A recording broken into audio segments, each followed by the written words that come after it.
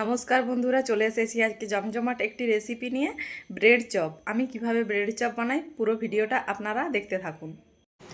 দেখুন, bread chop বানানোর জন্য আমি দুটো মিডিয়াম সাইজের আলু খোসা ছাড়িয়ে আগে থেকেই সিদ্ধ করে নিয়েছি।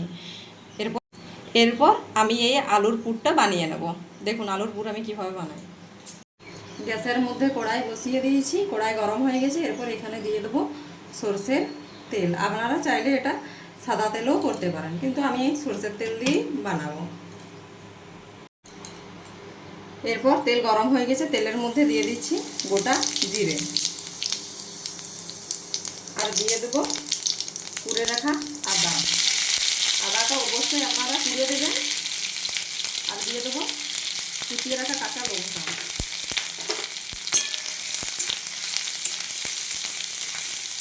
পোড়া আদা দিলে আপনার কড়াইয়ের মধ্যে লেগে যাবে না, তার জন্য এখানে আদাটা আমি পুরেই ব্যবহার করেছি।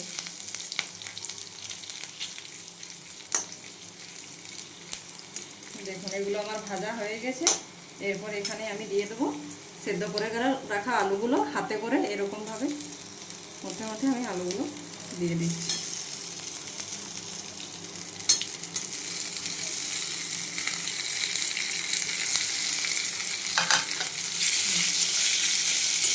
এরপরে ভালোভাবে নাড়িয়ে দিচ্ছি।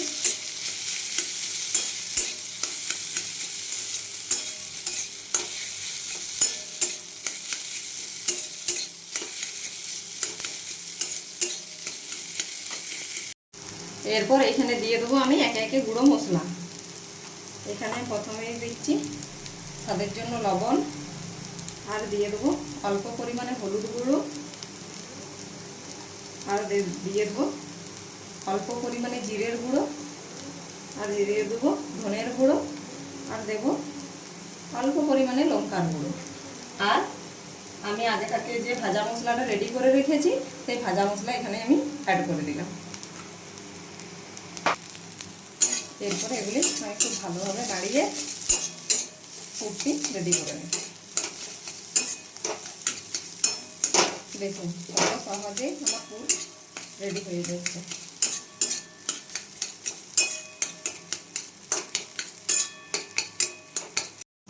দেখুন আমার পুর রেডি হয়ে গেছে। দেখতে পাচ্ছেন কত সুন্দর পুরটা হয়েছে। আপনারা চাইলে এখানে ধনেপাতা কুচিও ব্যবহার করতে পারেন, কিন্তু আমি আর ধনেপাতা কুচি ব্যবহার করছি না। আমার পুর রেডি হয়ে গেছে। এরপর এটাকে আমি নামিয়ে নেব। দেখুন এখানে ব্রেড চপ ছাকার জন্য আমি নিয়ে নিয়েছি পরিমাণ মতো বেসন। এই বেসনের মধ্যে আমি দিয়ে দেবো পরিমাণ মতো লবণ, আর দিয়ে দেবো 1 চিমটি মতো বেকিং সোডা। দেখুন 1 চিমটি মতো বেকিং সোডা আমি এখানে দিয়ে দিলাম। এবারে এগুলো আমি এর মধ্যে ভালো করে মিশিয়ে নেব, শুকনো উপকরণগুলো। তারপর অল্প পরিমাণে জল দিয়ে দিয়ে আমি এটি ফেটিয়ে নেব। একসঙ্গে জল দিয়ে দেবো না, অল্প অল্প করে জল দিয়ে আগে আমি ফেটিয়ে নেব।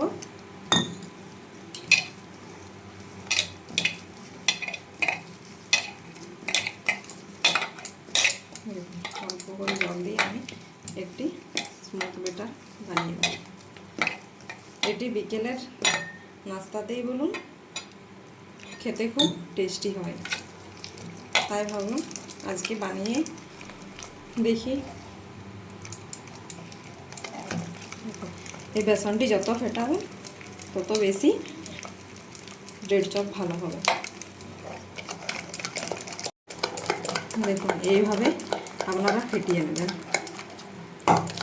প্রথমে অল্প জল দিয়ে ফেটাবেন, তারপরে আপনারা যে পরিমাণে জল লাগবে সেই পরিমাণে জল আপনারা ব্যবহার করবেন। এরপর এখানে আমাদের একটু জল যাবে, আমি আর একটু জল দিয়ে ব্যাটারটা ঠিকঠাক বানিয়ে নেব।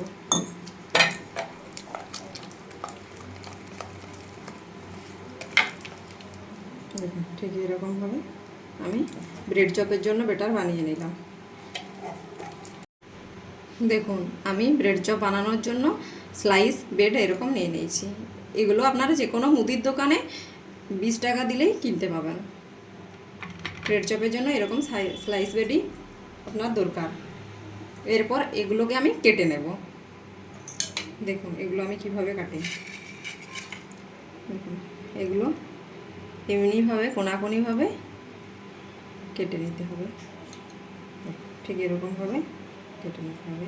আপনারা চাইলে আলুর পুরটা ভরেও কেটে নিতে পারেন অথবা আগেই কেটে নিতে পারেন।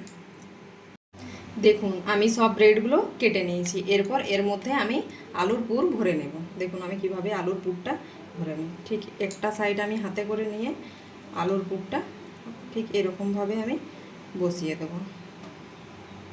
আপনারাও ঠিক এরকমভাবে বসিয়ে দেবেন। দেখুন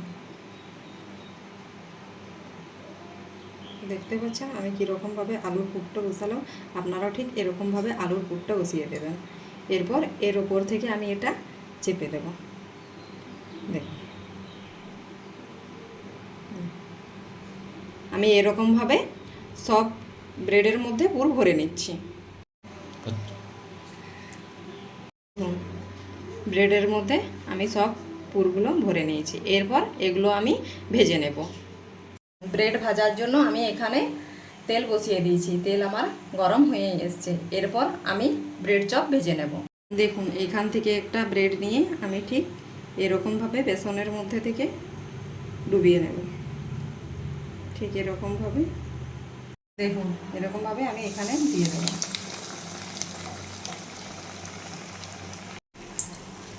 দেখুন আমি মিডিয়াম টু লো আছে এটি ভেজে নিচ্ছি, দেখতে পাচ্ছেন। এরপর এটাকে আমি উল্টে দেব।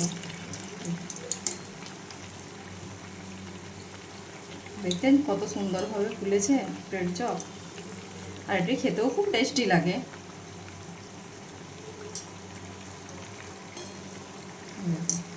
কত সহজে কম উপকরণে ব্রেড চপ রেডি হয়ে যায়। এরকম একটু উল্টে পাল্টে আমি ভেজে নিচ্ছি।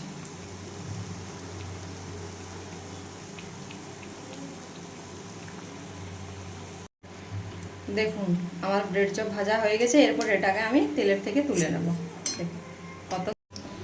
দেখুন বন্ধুরা আমার ব্রেড চপ রেডি হয়ে গেছে। এরপর এটা আমি মধ্যখান থেকে কেটে নিয়ে এর মধ্যে সস, পেঁয়াজ কুচি, শসা কুচি দিয়ে আর খেয়ে নেব। যদি আমার ভিডিওটি ভালো লেগে থাকে অবশ্যই আমার চ্যানেলটিকে সাবস্ক্রাইব করে দেবেন এবং লাইক, ফলো, শেয়ার, কমেন্ট করতে একদমই ভুলবেন না। ফিরে আসছি নিত্য নতুন ভিডিও নিয়ে, ততক্ষণ ভালো থাকুন, সুস্থ থাকুন।